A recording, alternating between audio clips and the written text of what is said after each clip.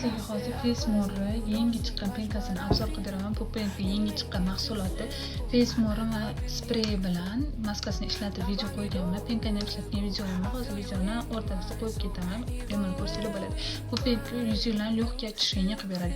Agar lyo'qga makiyaj qilgan bo'lsangiz, bemalol ketkazib beradi, lekin bu penkada ertalab yuzinglarni yuvishlik juda ham zo'r, chunki chuqur tozalaydi. Odatda misol bitta uxlab turganlardan keyin penkada yuzinglarni yuvsangiz, tarashib, qotishib qoladi. Krem surmaguningizcha qichishadi. Bu penka lyo'qga tozalab beradi. Bemalol ertalab ishlatsanglar bo'ladi, kechgacha ham ishlatsanglar bo'ladi, faqat lyo'qga makiyaj qilsanglar. Bu penka allergiya uchun yuzlarga ham, har xil yuzlarga ham to'g'ri keladigan penka. Umuman og'rimas. Sizlarga hozir teksturasini ko'rsataman.